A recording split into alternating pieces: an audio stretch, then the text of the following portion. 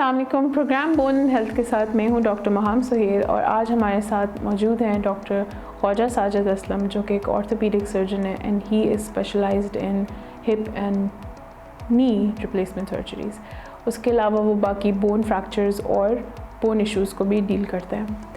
आज हम बात कर रहे हैं bone fractures and non union के बारे में, तो जानते हैं कि उसकी फर्दर डिटेल्स क्या है। अस्सलाम वालेकुम डॉक्टर साहब, कैसे हैं आप? मुझे बताइए कि बोन फ्रैक्चर बेसिकली होता क्या है और वो क्यों होता है इतना ज़्यादा कॉमन कि कोई बंदा गिर गया और नॉर्मली सिर्फ गिरने से बोन फ्रैक्चर हो जाएगा? हड्डी का टूटना तो बहुत ही कॉमन है। बेसिकली ज़्यादातर जो हड्डी टूटती है वो ट्रॉमा से होती है, चोट लगने से, चाहे वो गिरे बंदा या रोड ट्रैफिक एक्सीडेंट हो। तो ये ज़रूरी नहीं है कि हड्डी कमज़ोर हो तभी टूटेगी। अच्छा।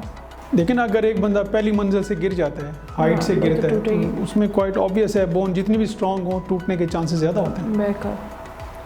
तो फॉर एग्जांपल अब बोन टूट गई है किसी की, कोई मतलब बच्चा हो, बूढ़ा हो, व्हाटएवर, उसकी टूट गई है बोन, उसके बाद वो फर्दरली मोस्टली रैप अप होके डॉक्टर के पास आता है। तो आप मुझे बताएं कि बोन फ्रैक्चर हुई है तो before the person is being carried to the hospital तो उसकी क्या हम वो मैनेजमेंट कर सकते हैं?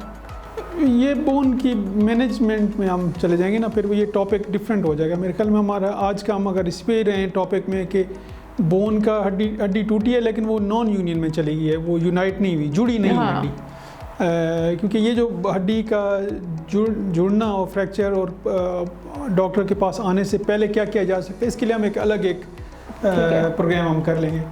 तो जो हड्डी टूट जाती है और फिर जुड़ती नहीं है, नहीं, जैसे आपके पास अब पेशेंट आ गया है, ठीक है, हड्डी टूटी हुई है उसकी, अब आप क्या करेंगे उसका मैनेजमेंट? नहीं, वो तो डिपेंड करता है ना कि कुछ हड्डी का टूटना ऐसे होता है जो सिर्फ प्लास्टर से मैनेज हो जाता है, ठीक हो जाता है, प्लास्टर लगा देते हैं। हाँ। कुछ हड्डियों का टूटना ऐसा होता है कि उसके लिए ऑपरेशन ज़रूरी होता है। तो वो तो जो सर्जन होता है उसकी एक्सपर्टीज़ होती है, वो आपको बताता है कि हाँ इस हड्डी में हम प्लास्टर लगा देते हैं, ये ठीक जुड़ जाएगी, या ये जो हड्डी टूटी है इसमें ऑपरेशन की ज़रूरत है। ठीक है। अब फॉर एग्जांपल हमने लगा दिया प्लास्टर और कुछ ऐसे मैंने देखे हैं कि कुछ पेशेंट्स के बाद हमने प्लास्टर भी लगा लिया लेकिन बोन जुड़ती ही नहीं है, तो उसके ऊपर हम फिर आप क्या करते हैं कि जब बोन नहीं जुड़ी प्लास्टर लगाने के बाद भी और मैनेजमेंट करने के बाद भी, देन व्हाट? उसमें ना ये ज़रूरी नहीं है कि प्लास्टर लगाया है तो नहीं जुड़ी। बाज़ दफ़ा ऐसा भी होता है कि नॉन यूनियन जो होता है हड्डी का ना जुड़ना, जी। वो ऑपरेशन कर लें, प्लेट लगा दें या रॉड लगा दें, तब भी हड्डी नहीं जुड़ती, ऐसा भी होता है। जी जी। तो उसकी वजूहात क्या क्या हो सकती हैं? एक तो अहम वजह मतलब है इस तरह कर लेना डिवाइड के मरीज़ के रिलेटेड क्या वजूहात हो सकती हैं या डॉक्टर से रिलेटेड क्या वजूहात हो सकती हैं। जी।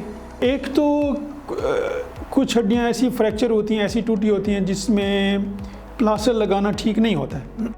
प्लास्टर लगा भी लें वो नहीं जुड़ेगी हड्डी, आपको उसका ऑपरेशन ही करना होता है। तो ये शुरू से ही डॉक्टर ने डिसाइड करना होता है कि हम इसका ऑपरेशन करें ताकि ये हड्डी जुड़ जाए, क्योंकि मेन मकसद जो इलाज का होता है वो ये होता है कि हड्डी जुड़ जाए, चाहे वो प्लास्टर लगाने से हो, ऑपरेशन से हो, जैसे भी। जी जी, ठीक है। तो वो सर्जन ने डिसाइड करना होता है कि इसमें मैं ऑपरेशन करूँ ताकि हड्डी जुड़ जाए। और दूसरा ये है कि जो सर्जन ऑपरेशन करने वाला है वो कितनी अच्छी टेक्निक से ऑपरेशन करता है जिसमें जुड़ने के चांसेस ज़्यादा हों।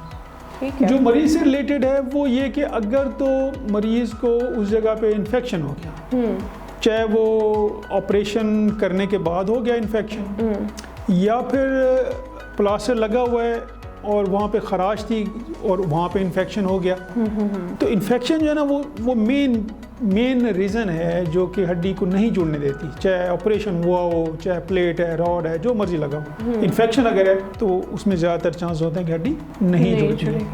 दूसरा होता है कि अगर प्लास्टर लूज़ हो, प्लास्टर लगा हो लेकिन प्रॉपर तरीके से ना लगा हो, तो लूज़ हो तो वो हिलती रहेगी, जितनी हड्डी हिलती रहेगी उतना उसमें ना जुड़ने के चांसेस ज़्यादा होंगे। ठीक है। और वजह हो सकती है कि किसी को बोन्स की मेटाबॉलिक प्रॉब्लम होती है, हड्डी का ही की बीमारी होती है जिसकी वजह से वो जुड़ती नहीं है। कुछ लोगों का ये ख्याल होता है कि शुगर के मरीज़ में ना, ये बड़ा मैं बीच में बता दूं बहुत से लोगों का ये ख्याल होता है कि जी शुगर का मरीज़ है ना जी तो हड्डी नहीं जुड़ती है।